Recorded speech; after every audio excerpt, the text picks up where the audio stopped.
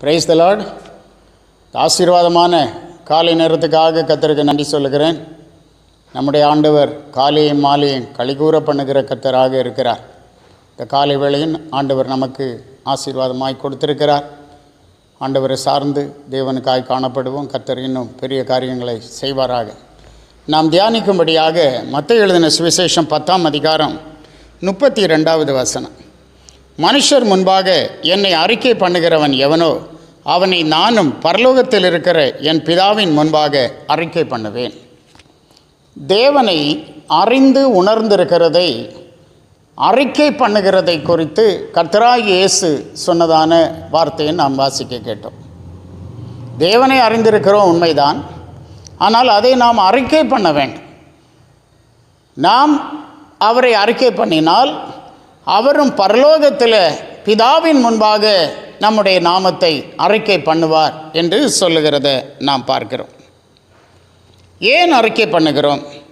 ரோமர் 10ஆம் வசனம் 10ஆம் அதிகாரம் 10ஆம் வசனம் சொல்லுகிறது, நீதி உண்டாக இருதயத்திலே விசுவாசிக்கப்படும், இரட்சிப்பு உண்டாக வாயினாலே அறிக்கை பண்ணப்படும். வாயினாலே நாம் அடைந்திருக்கிற விசுவாசத்தை அறிக்கை பண்ணும்போது இரட்சிப்பு உண்டாகிறது. ஆகவே தேவனை அறிக்கை பண்ணுகிறது மிக மிக முக்கியமான காரியமாக இருக்கிறது என்று நாம் பார்க்கிறோம். கர்த்தராகிய இயேசு இந்த உலகத்தில் ஊழியம் செய்த நாட்களில் அநேகர் இயேசுவை ஏற்றுக்கொண்டார்கள். யூத மார்க்கத்தை சேர்ந்த அநேக அதிகாரிகளும் கூட இயேசுவை ஏற்றுக்கொண்டார்கள். சனகரிப் சங்கத்தில் உள்ள சிலரும் கூட இயேசுவை ஏற்றுக்கொண்டார்கள் என்று பார்க்கிறோம். அதை குறித்து நாம் யோவான் எழுதின சுவிசேஷம் 12ஆம் அதிகாரம் 42-43 வசனங்களில் வாசிக்கிறோம்.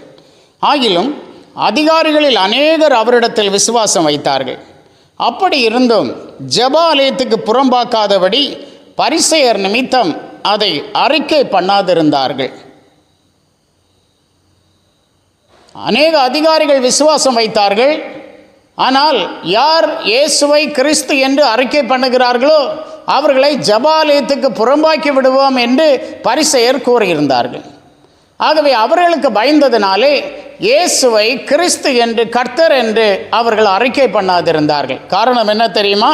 43ஆம் வசனம் சொல்லுகிறது, அவர்கள் தேவனால் வருகிற மகிமையிலும் மனுஷரால் வருகிற மகிமையை மேன்மையாக கருதினார்கள்.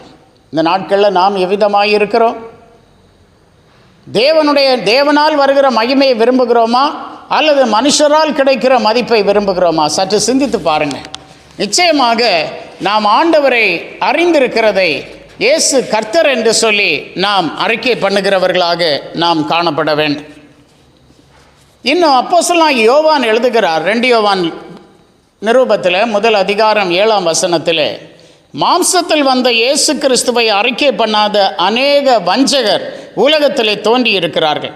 இப்படிப்பட்டவனே வஞ்சகனும் அந்தி கிறிஸ்துவுமாய் இருக்கிறான். அந்தி கிறிஸ்து மாம்சத்தில் வந்த இயேசு கிறிஸ்துவை அறிக்கை பண்ண மாட்டான் என்று பார்க்கிறோம். இது அந்தி கிறிஸ்துவின் ஆவி என்று நாம் ஒரு ஆவியை புரிந்து கொள்ள வேண்டுமே. ஆனால் மாம்சத்தில் வந்த இயேசு கிறிஸ்துவை அறிக்கை பண்ணாத எந்த ஆவியும் தேவனாலே உண்டானது அல்ல என்கிறத நாம் திட்டவட்டமாக புரிந்து கொள்ள வேண்டும்.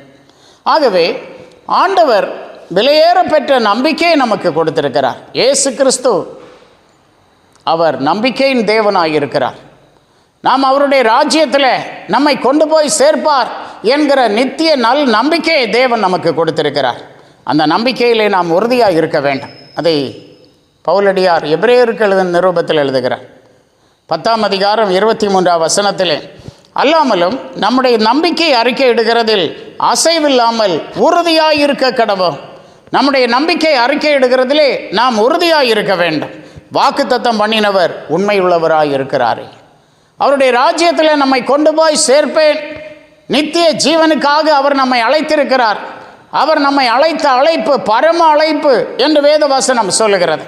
ஆகவே நம்பிக்கையிலே அசைவில்லாமல் உறுதியாக இருப்போம். நமக்கு வாக்குத்தத்தம் பண்ணினவர் உண்மையுள்ளவராக இருக்கிறார். இந்த காலை நேரத்திலும் கூட ஆண்டவருடைய வாக்குத்தத்தங்கள் நம்முடைய தலைமையில் இருக்கிறது. அவர் நமக்கு உண்மையுள்ளவராக இருக்கிறார். அவர் சத்தியமுள்ள தேவன். ஆகவே நம்பிக்கையிலே உறுதியாக இருப்போம், அசையாமல் இருப்போம். கர்த்தர் நம்மை ஆசீர்வாதமாய் வழி நடத்துவார். ஜெபிப்போம். எங்கள் நல்ல தேவனே, நன்றியோடு உம்மை நாங்கள் ஸ்தோத்தரிக்கிறோம் ஆண்டவரே. ஆசீர்வாதமான இந்த வேளைக்காக தேவனுக்கு நன்றி சொல்லுகிறோம். கர்த்தாவே, உம்மை நாங்கள் துதிக்கிறோம் அப்பா. ஸ்தோத்திரம் ஆண்டவரே. மனுஷர் முன்பாக நாங்கள் உம்மை அறிக்கை பண்ணும்போது நீரும் ஆண்டவரே பரலோகத்தில் இருக்கிற தேவனுக்கு முன்பாக எங்களை அறிக்கை பண்ணுவீர் என்று சொல்லி இருக்கிறீர் ஆண்டவரே. பரலோகத்திலே சாட்சியிடுகிறவைகள் 3: பிதா, வார்த்தை, பரிசுத்தாவி என்று சொல்லப்பட்டபடி கர்த்தாவே, இந்த நாட்களில் உம்முடைய சாட்சி எங்களுக்கு அதிகமாய் தேவை ஆண்டவரே. நாங்கள் நித்திய ஜீவனில் பிரவேசிப்பதற்கு உம்முடைய சாட்சி எங்களுக்கு தேவை ஆண்டவரே. கர்த்தாவே, நாங்களும் மற்றவர்களுக்கு முன்பாக இயேசுவை கர்த்தர் என்று அறிக்கை பண்ண பரிசுத்தாவியானவர் எங்களை பலத்தால் இடைகட்டும்படியாக ஜெபிக்கிறோம். தேவ அன்பினால் நிரப்பும். உம்முடைய பிள்ளைகளுக்கு நல்ல சுகபலன் கொடும். இவர்கள் தேவைகளை சந்தியும். இவர்களை ஆசீர்வதியும். இயேசுவின் மூலம் கேட்கிறோம் பிதாவே. ஆமேன். ஆமேன். God bless you.